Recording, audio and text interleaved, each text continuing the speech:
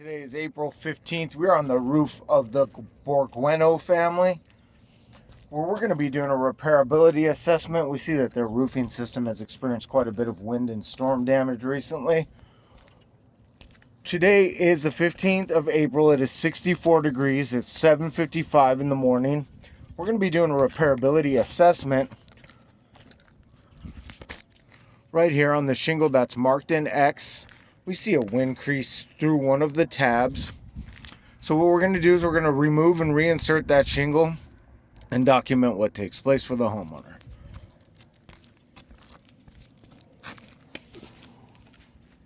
Alright, so what we have here is we have a 3-tab shingle. The shingle starts here, the shingle ends here. I have the surrounding shingles marked out. We have 1 and 2, which are the books directly beneath it. We have book 3, which is off to the left. Book 4, which is off to the right. We have books 5 and 6, which overlap our nail strip of shingle book X. And we have 7 and 8, which overlap the nail strip of 5 and 6. The books of 5 and 6 in their nail strip have fasteners that hang on to the back part of our shingle. So what I want to do first is make sure that the shingle is completely separated from all the material that binds it to books 1 and 2. Start over here on one end of the shingle.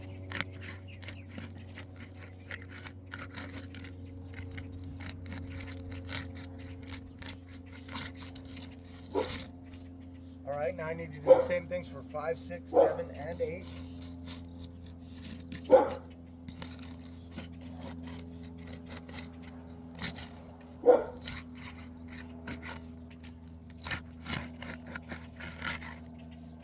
now we'll move on to 8, 7,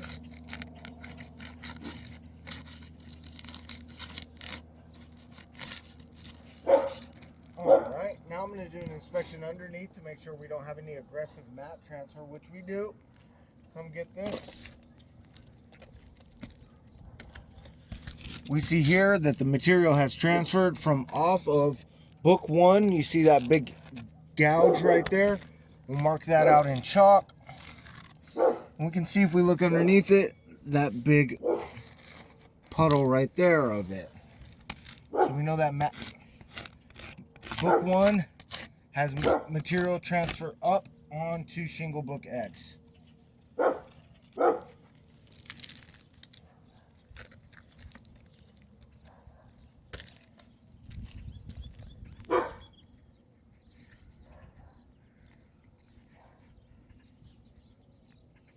far so good. Oh, we have a bit right here. Not as egregious as the other one. Yep, right here in the corner. See if you can get underneath here. We have a big glob of it right here. So we know that book 3 has material transfer off of it onto book 5.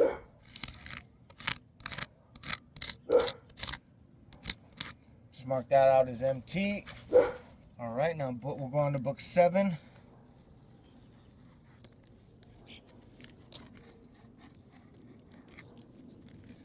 We have small amounts, not too bad overall. Okay, now what I'm going to need to do is remove the shingle from the decking. So I need to remove all the fasteners that hold the shingle into place.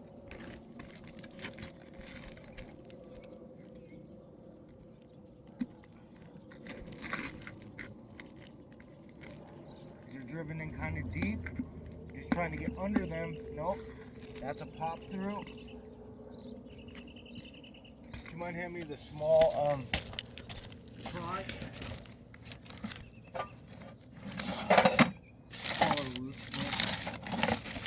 See if this will work.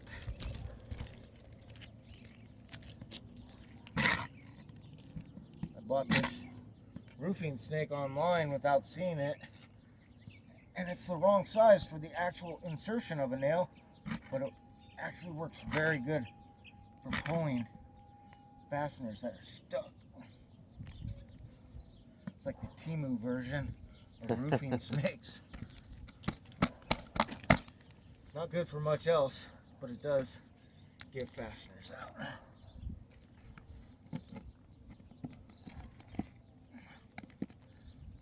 This one also is pretty deep. and it popped through. We'll have to come back after we remove the shingle and try to get that out.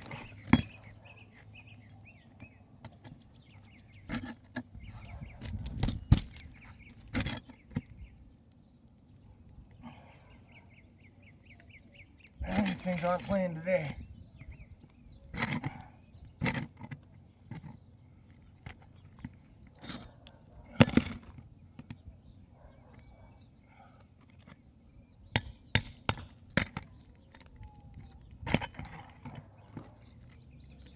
Man.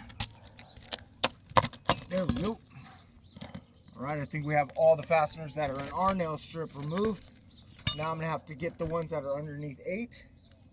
We have one right here. It is so deep in that it has ripped through this shingle. Come right here, get a photo of this. This is now a tear of book 6. Book 6 will need to be repaired.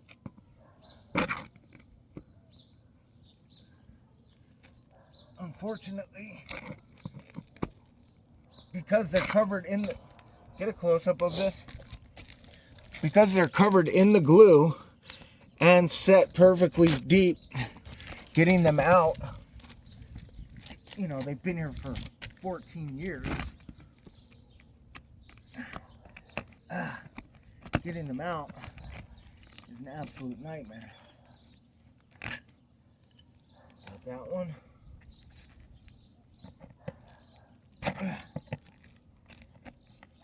There we go.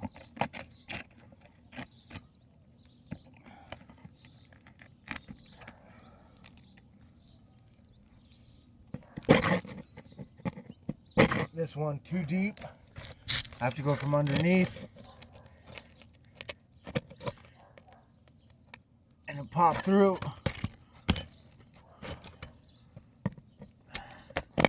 But I am able to get it. Salvage that one.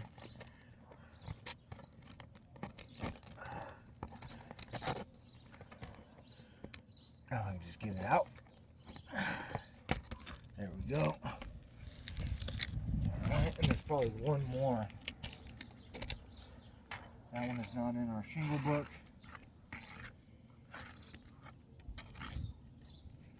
Let's see if this slides out. We still have the one that's underneath here that tears through. We do have our shingle book out. I'm going to need to go back in to get this fastener out. The one that tore through here, look, get a picture of it. That's because it tore through book 6. We'll get that out of the way. It will impede us from reinserting our shingle. There we go. We have one right here that popped through. Get that out of the way. Alright, now I'm going to do an investigation of the underlayment and all the surrounding shingles to document all the things that have transpired.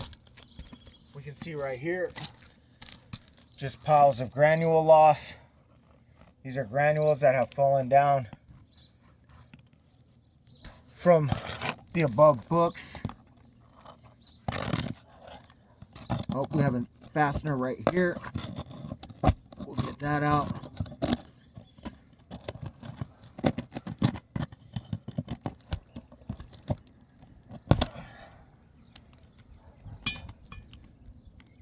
All right.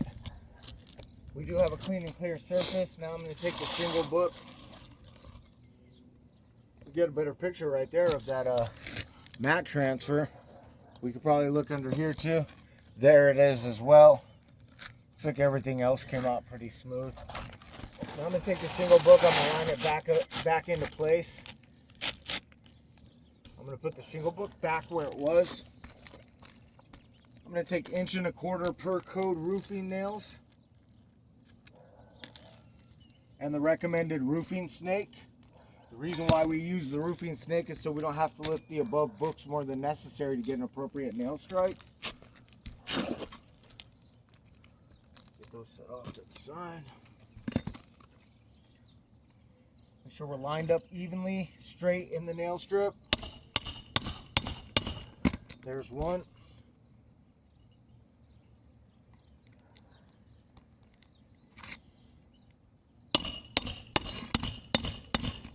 There's two. We see a bit of granule loss and a tool impact right there.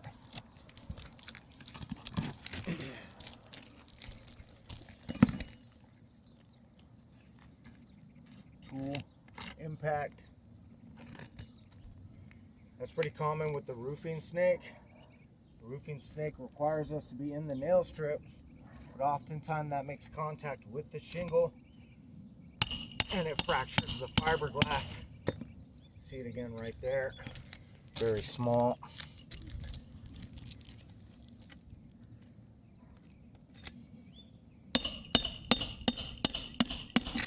And right there, we do have our shingle book back in place. It has been successfully reinserted. Now I want to go through and do a review. We have book 1 that has the mat transfer onto shingle book X. This is our shingle book X. We have book 2. Book 2 looks good, hasn't been affected in any way. Book 3 has mat transfer onto book 5. We see it under here in the corner and right there.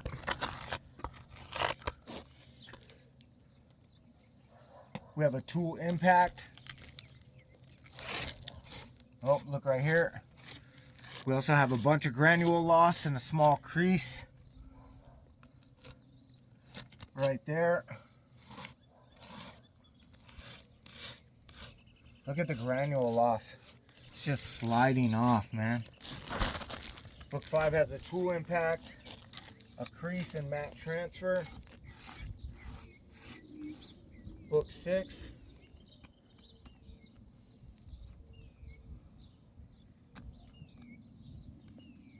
not sure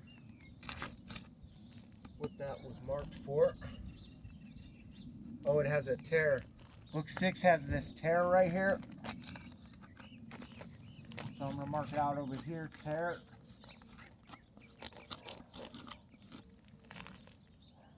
Book 8 only has one tab. That's part of our system. Besides granule loss, it's done pretty well.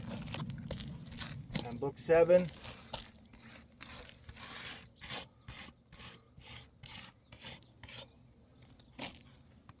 has maintained its book 7 has maintained its integrity. Okay, so we have book 1 that's affected, book 3 that's affected, book 5 that's affected, and book 6 that's affected. That leaves us with a ratio that 4 out of 8